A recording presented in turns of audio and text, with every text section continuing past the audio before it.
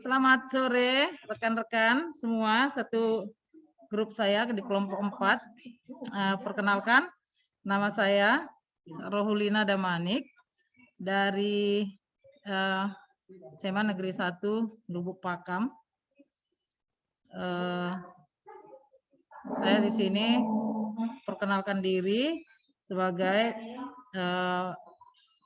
untuk menampilkan hasil kerja yang akan saya laksanakan. Selamat sore rekan-rekan semua, Bapak Ibu, sehat? Sehat. Sehat, Bu. Sehat semua.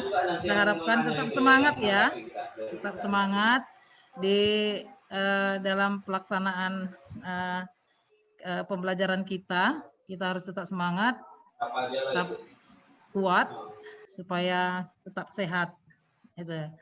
Nah, kemudian sebelum kita memulai apa yang mau saya tampilkan, kita alangkah baiknya kita ini ya, kita melakukan apa? Refreshing dulu ya, refreshing ya. Kita lakukan ice break. Nanti kalau saya bilang seperti ini, kalau saya bilang tepuk satu, tepuknya gini. Gitu ya. Kalau saya katakan tepuk satu, kalau saya katakan tepuk dua, gitu ya. Kalau tepuk dua, gitu ya. Kemudian kalau tepuk tiga, nah gitu ya. Bisa kan? Coba kita coba yuk, kita coba tepuk satu. Bukan satu. Tepuk satu. Ya. Tepuk dua. Dulu baru dikomentari. Tepuk tiga. Pemaparan dulu baru ditanggapi. Ya, gitu ya. Kalau bisa suaranya dikeluarkan, dibuka itunya Ibu ya. Iya, kita kemudian kalau ada tepuk 1, 2, 3 berarti nah gitu kan? Bisa ya Bapak Ibu ya. Pak Salmon bisa? Bisa. Pak Endra bisa ya? Pak siapanya tadi? Lupa namanya. Pak Mulai ya, yuk kita mulai yuk. Kita mulai ya. Kalau saya bilang tepuk satu, kemudian tepuk dua dan tepuk tiga. Kita mulai dari tepuk satu. Tepuk satu. Tepuk dua. Tepuk tiga. Tepuk 1, 2, 3.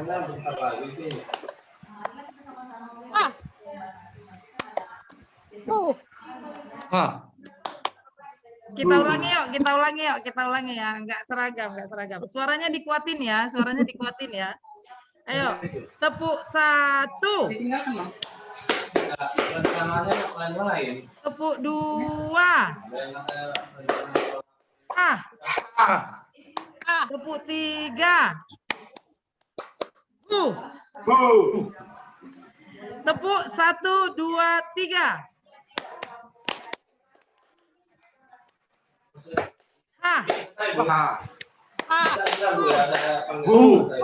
Oke. Untuk penyemangat aja itu ya Bapak Ibu ya. Supaya kita tambah semangat walaupun sudah menjelang sore hari, tapi kita tetap semangat. Oke. Di sini saya hanya ingin menampilkan tentang materi. Sebenarnya enggak terlalu paham-paham, bukan bisa terlalu saya kuasai, bukan. Yang penting kita inilah yang bisa saya tampilkan, yang akan saya tampilkan tentang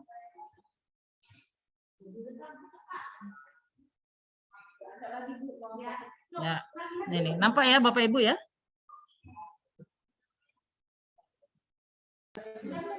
Belum muncul, Bu. Belum kelihatan. Belum udah ya? muncul. Udah muncul ya? Udah. Nah, iya. Saya ambil materi saya itu di konsep dan komponen modul ajar. Ya, konsep dan komponen modul ajar.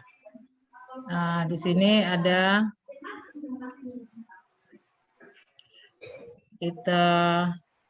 saya akan tampilkan juga. Ini dia. Nah, ini sebenarnya sudah kita bahas di sebelumnya ya tentang konsep modul ajar. Kita tahu bahwasanya modul ajar adalah sejumlah alat atau sarana media atau metode, petunjuk, dan pedoman yang dirancang secara sistematis dan menarik.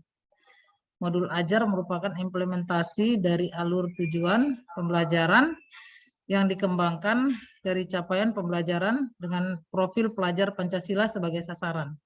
Modul ajar disusun sesuai dengan fase atau tahap perkembangan peserta didik, mempertimbangkan apa yang akan dipelajari dengan tujuan pembelajaran dan berbasis perkembangan jangka panjang. Guru perlu memahami konsep mengenai modul ajar agar proses pembelajaran lebih menarik dan bermakna. Nah, saya rasa kita sih sebenarnya sama-sama udah menerima ini dari narasumber kita gitu ya. Nah, konsep modul ajar ini kita tetap berpedoman kepada implementasi yang telah dari alur tujuan pembelajaran yang dikembangkan dari capaian pembelajaran. Yang tujuannya kita adalah menciptakan pelajar yang berprofil pelajar Pancasila sebagai sasaran kita gitu ya. Jadi tujuannya kita di sini untuk mendidik anak supaya memiliki profil pelajar Pancasila sebagai sasaran. Kemudian modul ajar sesuai dengan fase atau tahapan perkembangan peserta didik. Nah, di sini juga guru perlu memahami konsep mengenai modul ajar agar proses pembelajaran lebih menarik dan bermakna. Nah, jadi guru perlu memahami konsep ya. Apa konsep yang akan kita berikan kepada anak-anak didik supaya anak didik itu lebih apa ya dibilangnya, supaya agak menarik pembelajaran itu, supaya mereka itu lebih apa ya, tidak monoton lah pembelajaran itu gitu ya. Nah, kemudian di sini ada komponen modul ajar. Di sini guru dalam satuan pendidikan diberi kebebasan untuk mengembangkan modul ajar sesuai dengan konteks lingkungan dan kebutuhan belajar peserta didik. Kemudian modul ajar dilengkapi dengan komponen yang menjadi dasar dalam proses penyusunan. Guru dalam satuan pendidikan diberi kebebasan untuk mengembangkan modul ajar sesuai dengan konteks lingkungan dan kebutuhan belajar. Nah, kalau kita kan orang olahraga ini kan kita bebas ya, ada bisa di ruangan, bisa di lapangan, atau kita bisa ambil lingkungan atau tempat yang kalau kita orang olahraga kan ada berbagai macam kegiatan, jadi kita bisa enak memakai tempat di lingkungan sekolah di mana kita nggak harus monoton di dalam ruangan gitu. Itulah enaknya kalau kita orang olahraga gitu ya. Nah, kemudian modul ajar dilengkapi dengan komponen yang menjadi dasar dalam proses penyusunan. Ada komponen-komponen yang harus kita kembangkan di situ. Nah, kemudian komponen modul ajar dalam panduan dibutuhkan untuk kelengkapan persiapan pembelajaran. Kemudian komponen modul ajar bisa ditambahkan sesuai dengan mata pelajaran dan kebutuhan. Itu. Jadi kalau kita harus disesuaikan dengan kebutuhan-kebutuhan yang ada. Kalau di sekolah disesuaikan dengan kebutuhan yang ada di sekolah lah gitu ya. Karena kan kita nggak semua sekolah ada kelengkapan apa namanya itu ya. Kalau modul berupa buku ya. Kalau buku itu biasa kita semua udah punya. Tapi kan kita perlu punya referensi lain. Nggak harus monoton kita harus pakai buku panduan yang ada di yang disediakan di sekolah. Kita juga bisa pakai referensi-referensi lain, gitu ya. Nah, kemudian, di sini kita juga udah pernah mendengarkan ini apa itu komponen-komponen modul ajar, ya. Komponen-komponen modul ajar yang sudah ditentukan di sini ada 3 bagian komponen modul ajar ya, ada tiga bagian. Yang pertama itu ada informasi umum. Informasi umum itu terdiri dari identitas sekolah, kompetensi awal, profil pelajar Pancasila, kemudian sarana dan prasarana, target peserta didik, model pembelajaran yang digunakan. Maaf ya, kayaknya saya harus buka ini ya, biar lebih ini ya, enak ya. Kemudian ada komponen yang kedua. Komponen yang kedua itu komponen inti. Komponen inti itu terdiri dari tujuan pembelajaran. Apa tujuan pembelajaran yang harus kita kerjakan, apa yang kita lakukan. Kemudian ada pemahaman bermakna, pertanyaan pemantik. Pemantik ini maksudnya pemancing ya, pemantik itu ya, untuk mensuges ya, sama itu ya. Kemudian persiapan pembelajaran, kegiatan pembelajaran, asesmen itu penilaian kalau kita sama-sama tahu ya. Kemudian ada pengayaan dan remedial, refleksi peserta didik dan guru. Nah, ini komponen inti ini sudah merupakan satu ketetapan kayaknya ya. Kemudian ada lampiran, lembar kerja peserta didik, bahan bacaan guru peserta didik, glosarium, daftar pustaka. Seperti yang sudah pernah kita dengar bahwasanya kita harus punya buku referensi dalam untuk proses pembelajaran. Kita harus punya buku panduan kita apa, buku panduan yang kita pakai sebagai guru olahraga itu apa aja kan gitu. Nah kemudian glosarium atau daftar pusaka. Kita tahu glosarium itu adalah untuk catatan-catatan untuk kata-kata atau istilah-istilah yang jarang atau kita dengar atau kata-kata atau istilah-istilah yang perlu diingatkan sebagai catatan, misalnya ada istilah-istilah tertentu yang jarang kita dengar. Gitu ya. Kemudian ada daftar pustaka. Daftar pustaka itu sudah kita pakai apa gitu ya, dari mana gitu. Kemudian ini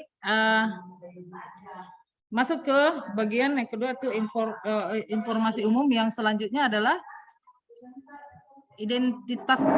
Informasi umum itu salah satunya ada identitas modul ya, identitas modul. Informasi tentang modul ajar yang dikembangkan terdiri dari, jadi ada identitas modul, ada kompetensi awal, ada profil pelajar Pancasila, ada sarana dan prasarana, kemudian ada target peserta didik, ada model pembelajaran. Nah jadi di dalam komponen modul ini, modul yang kita buat itu kita harus punya identitasnya. Identitas modul itu seperti apa gitu ya. Nah, identitas modul di sini ada penjelasannya. Identitas modul itu informasi tentang modul ajar yang dikembangkan, terdiri dari nama penyusun, institusi, dan tahun disusunnya modul ajar. Nah, saya rasa kayaknya ini sudah ini adalah penjelasan dari komponen-komponen modul ajar yang ada di sini tadi gitu ya. Identitas sekolah, kompetensi awal gitu. Nah, di sini modul itu kita harus tahu jenjang sekolah yang kita pakai, jenjang sekolahnya apa. Kalau kita SMA barangkali ya, kita kan rata-rata SMA semua ya. SMA, kemudian kelas berapa, kelas mana yang kita mau, kalau untuk pembelajaran yang kita ini sekarang, saya rasa kita harus masuk di kelas 10, awal pembelajaran yang kita terapkan ini kayaknya ya, gitu ya. Kalau di fase, ada istilah fase ya, fase kita masuk di fase E gitu. Nah, alokasi waktu, penentuan alokasi waktu yang digunakan adalah alokasi waktu yang sesuai dengan jam pelajaran yang berlaku di unit kerja masing-masing. Nah, kalau kita orang olahraga masih 3 jam pelajaran, tapi nggak tahu kalau nanti kita memakai program ini seperti yang saya pernah baca itu di modul bahwasanya jam untuk pembelajaran olahraga itu jadi balik ke 2 jam kayaknya. Kalau Bapak Ibu juga pernah baca itu ya, untuk pembelajaran di sekolah penggerak ini kita kembali ke 2 jam pelajaran. Kalau nggak salah saya pernah baca itu gitu ya. Nah, kemudian ada kompetensi awal. Kompetensi awal adalah pengetahuan dan atau keterampilan yang perlu dimiliki siswa sebelum mempelajari topik tertentu. Kompetensi awal merupakan ukuran beberapa dalam modul ajar dirancang. Nah, ini ya, kompetensi awalnya itu jelas merupakan suatu pengetahuan atau keterampilan yang perlu dimiliki siswa sebelum mempelajari topik tertentu. Nah, kemudian ada profil pelajar Pancasila. Nah, ini dia. Disinilah kita yang akan menerapkan dan menciptakan di dalam modul pembelajaran itu tetap harus kita modul itu harus mencerminkan profil pelajar Pancasila. Nah, itu profil Pancasila kita tahu ada beberapa, ada 6 ya kalau nggak salah. Tapi dalam hal ini, di dalam modul ini, di dalam pembuatan modul, kita nggak perlu mencantumkan semua ke-6-6-nya profil itu. Tapi kita sesuaikan dengan materi apa, materi ajar kita. Apakah kita memakai beberapa profil yang ada di profil Pancasila, disesuaikan dengan materi kita yang mau kita ajarkan.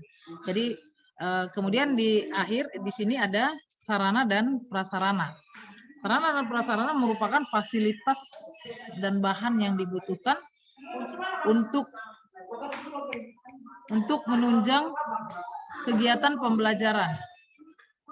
Sarana merujuk pada alat dan bahan yang digunakan. Sementara prasarana di dalamnya termasuk materi dan sumber bahan ajar lain yang relevan dengan digunakan kegiatan. Nah, ini di sini kita udah paham lah ya. Harus sarana merujuk pada alat dan bahan yang digunakan. Nah, itu. Nah, kemudian sini ada target ya. Target peserta didik. Peserta didik yang menjadi target yaitu peserta didik reguler, tipikal umum, tidak ada yang kesulitan dalam mencerna dan memahami materi ajar. Artinya peserta didik reguler, tipikal umum, tidak ada kesulitan dalam mencerna dan memahami materi ajar. Nah, kemudian peserta didik dengan kesulitan belajar memiliki gaya belajar yang terbatas. Hanya satu gaya, misalnya dengan audio. Memiliki kesulitan dengan bahasa dan pemahaman materi ajar. Kurang percaya diri. Kesulitan berkonsentrasi jangka panjang. Nah, peserta didik dengan pencapaian tinggi. Jadi di sini kalau menurut saya target peserta didik ini ada klasifikasinya gitu ya.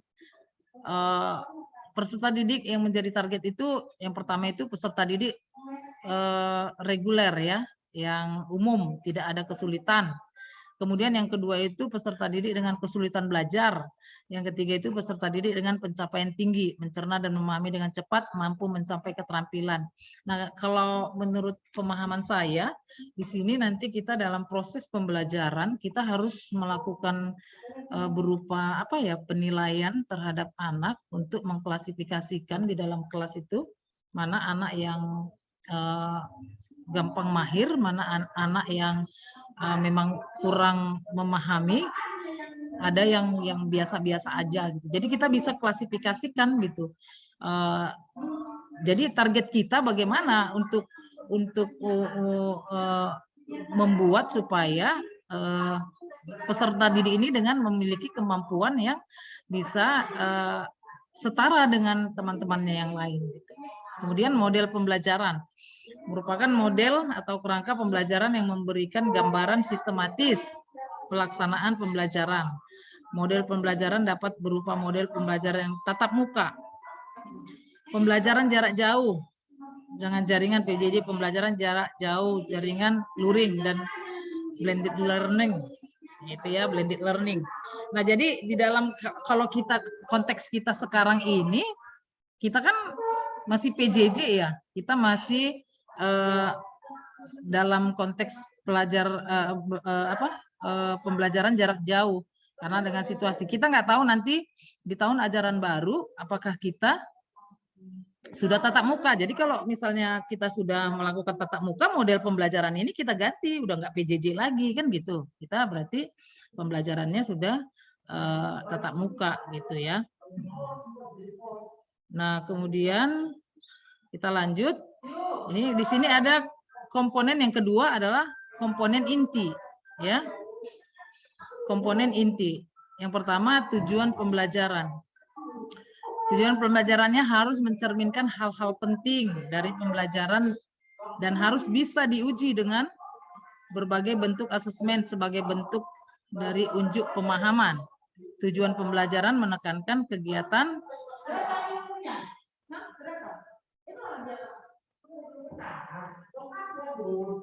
Masih dengar Ibu, Bapak? Masih, Bu. Tujuan pembelajaran menentukan kegiatan belajar, sumber daya yang digunakan kesesuaian dengan keberagaman murid dan metode asesmen yang digunakan. Nah, kemudian pemahaman bermakna.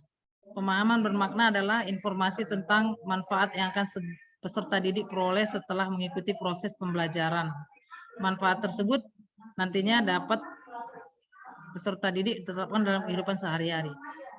Kemudian yang ketiga, pertanyaan pemantik sama seperti apa tadi ya, yang di informasi umum ini tadi ya. Di sini juga ada pertanyaan pemantik gitu. Nah, kemudian komponen inti yang selanjutnya kegiatan pembelajaran. Kegiatan urutan kegiatan pembelajaran inti dalam bentuk langkah-langkah kegiatan pembelajaran yang dituangkan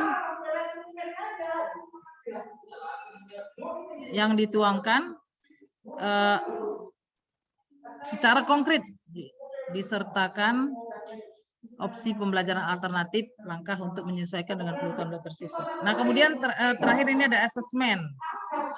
Asesmen ya. Asesmen digunakan untuk mengukur pencapaian pembelajaran di akhir kegiatan.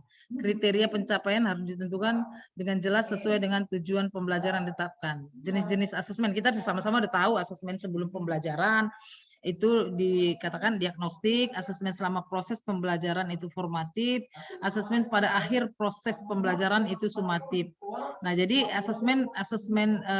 jenis asesmen ini kita laksanakan setiap proses pembelajaran yang kita masuk. Misalnya setiap kita masuk proses pembelajaran kita harus melakukan ini. Asesmen ini gitu ya, asesmen sebelum pembelajaran, selama proses dan di akhir. Ini artinya diagnostik, formatif dan sumatif. Formatif ini, kalau diagnostik ini biasanya seperti ini, kita tanya, kan biasa kita kan, apa kabarmu? Bagaimana keadaanmu? Apakah gimana kesehatanmu? Gimana kondisi? Atau itu kan biasa kita lakukan setiap kita mau mengawali proses pembelajaran gitu ya. Nah, kemudian ada asesmen selama proses pembelajaran, yaitu formatif. Formatif itu kita lakukan pada saat proses pembelajaran itu berlangsung gitu. Proses pembelajaran itu berlangsung, disitulah kita bisa menilai anak-anak itu apakah dia bisa mengikuti pembelajaran yang kita lakukan. Apakah itu apakah bisa dia mengikuti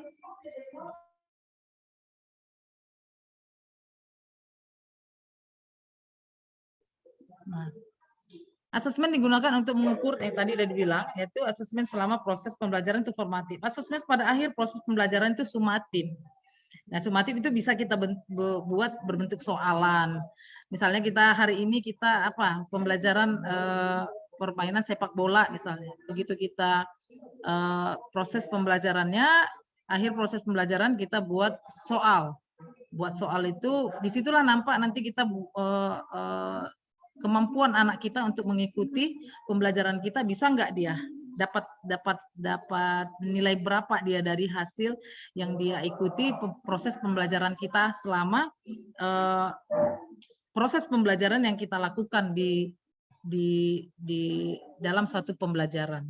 Nah, kemudian kita masuk ke pengayaan dan remedial.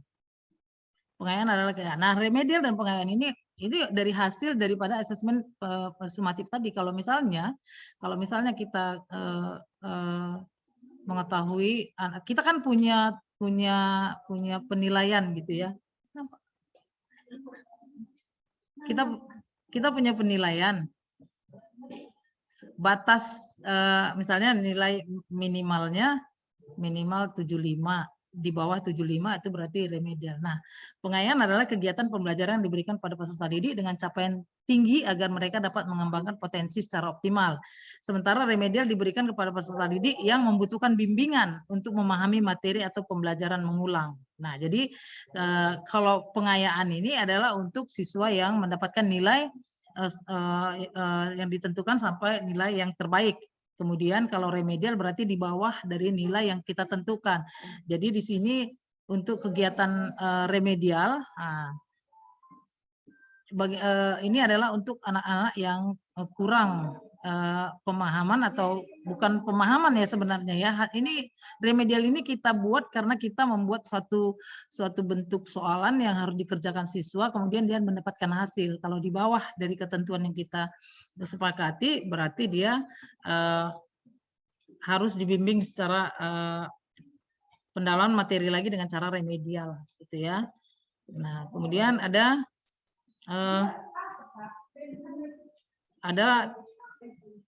sebentar pengayaan dan remedial. Nah, ini ada lampiran.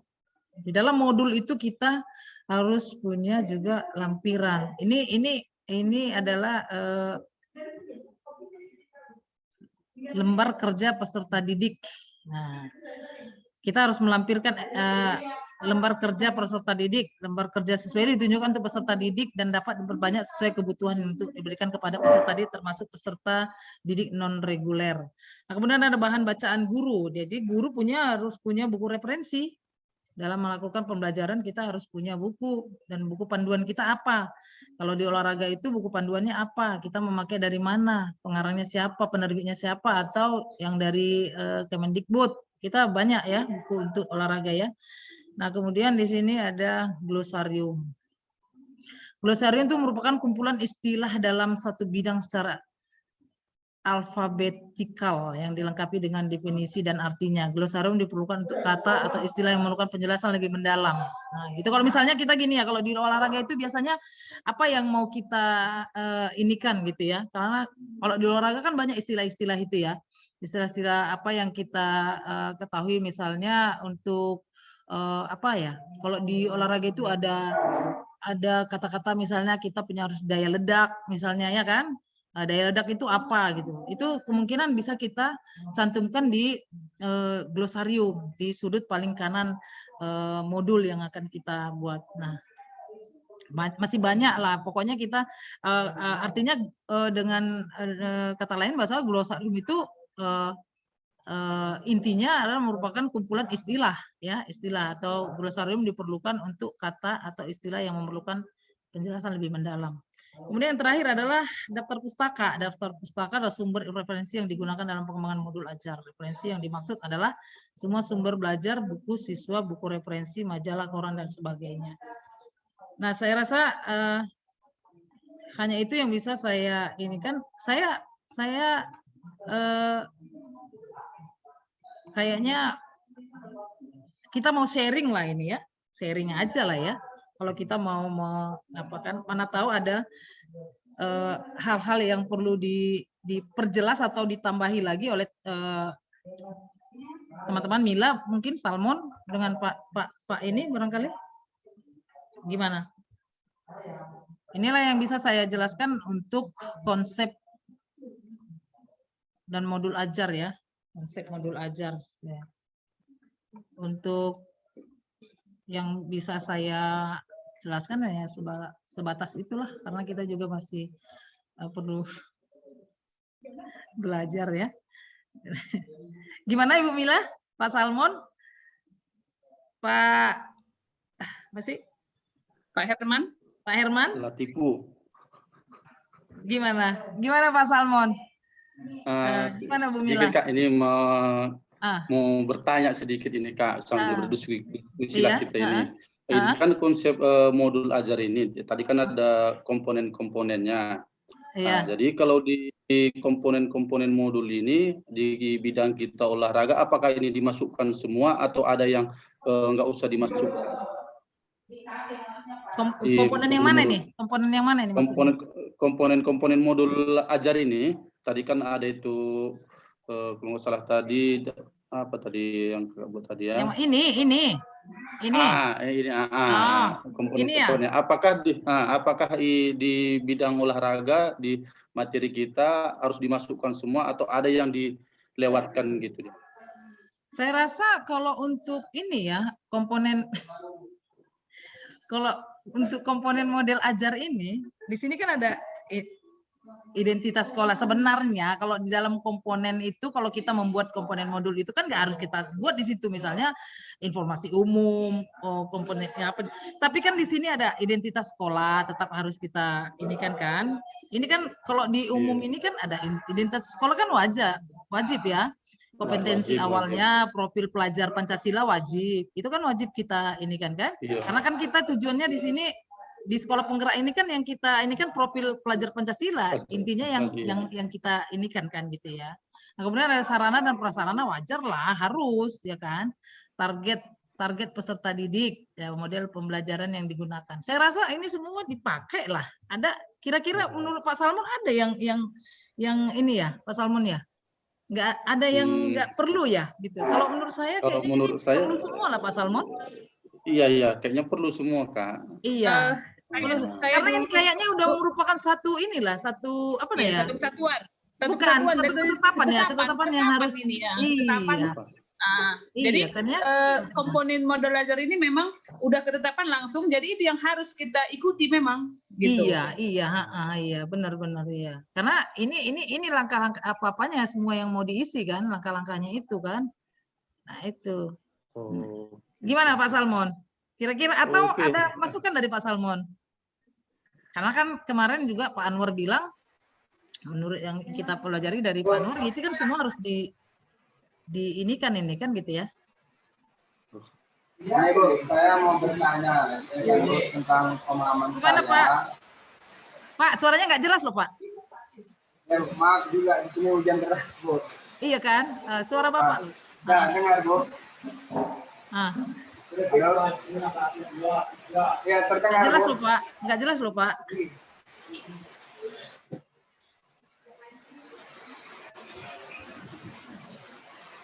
Tulis Pak, tulis.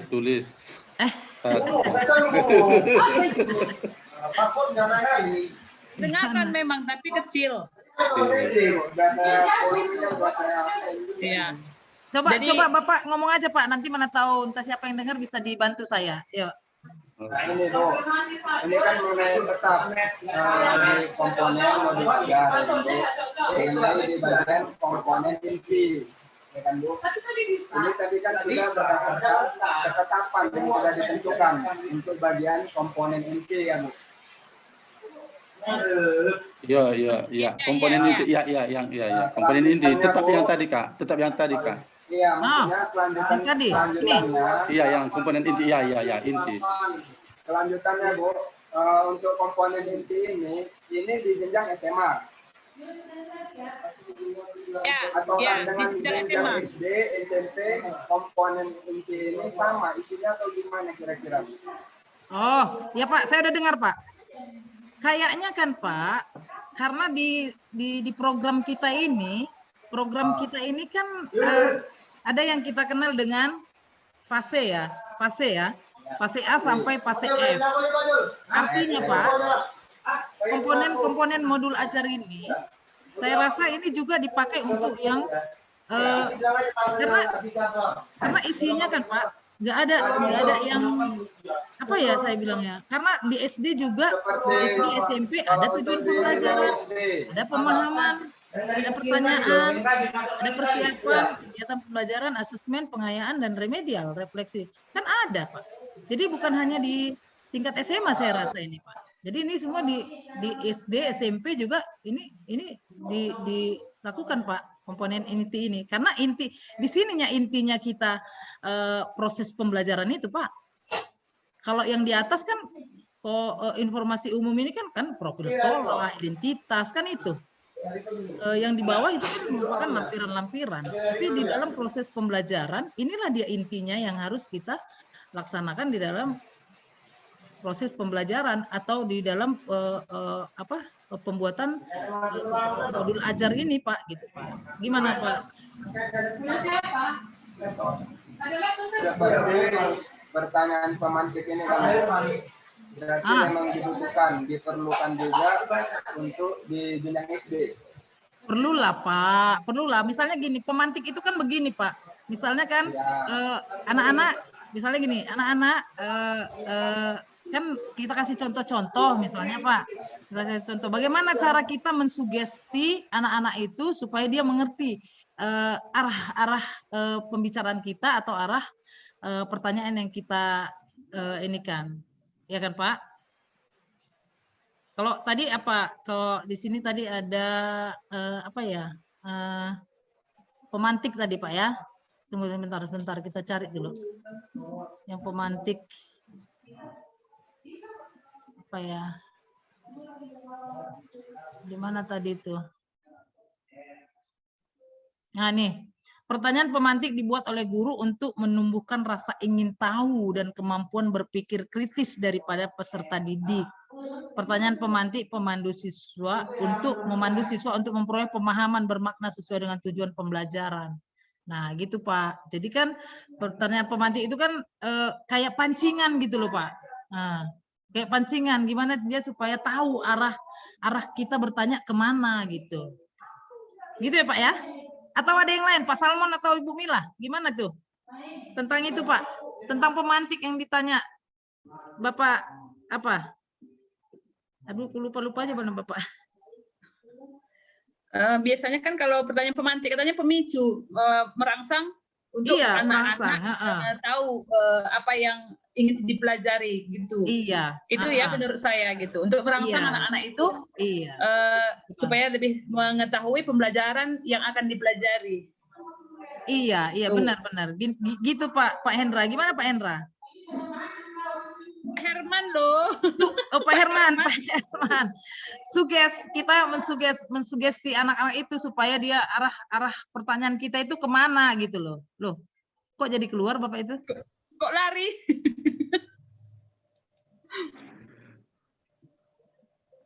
Udah lari dia. Gimana kok keluar Pak Herman ya? Oh, nggak apa-apa kita lanjutkan ya Bu ya. Gimana Pak Salmon, Pak Ibu Mila? Oke. Yuk. Saya rasa udah ini ya.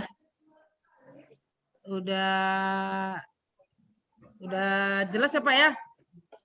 Oke, udah. Ya, kita ini. Nah, jadi terima kasih untuk Ibu Mila sama Pak Salmon, Pak Herman tadi udah keluar, barangkali ada sesuatu atau mati lampu dia. Jaringan atau apa gitu ya kan? Mati lampu. Oh, mati listrik. Kita maklumin lah karena udah jam segini juga. Oke, terima kasih banyak atas kesediaannya, atas waktunya, atas kesempatannya. Semoga apa yang saya paparkan di sini dapat bermanfaat atau dapat dipahami lah, menjadi bahan. Mohon maaf kalau misalnya ada penjelasan dari saya atau keterangan dari saya yang kurang atau dari bahasa saya yang kurang mengena. Jadi saya rasa sebagai seorang guru kita harus tetap semangat untuk meningkatkan pembelajaran, mendidik anak-anak supaya kita tetap mengutamakan dan mengarahkan siswa kita supaya bisa berjiwa Pancasila. Saya rasa itu aja Bu ya. Semangat terus dan selamat sore. Terima kasih. Selamat sore. Bapak, Ibu. Selamat sore. Selamat sore.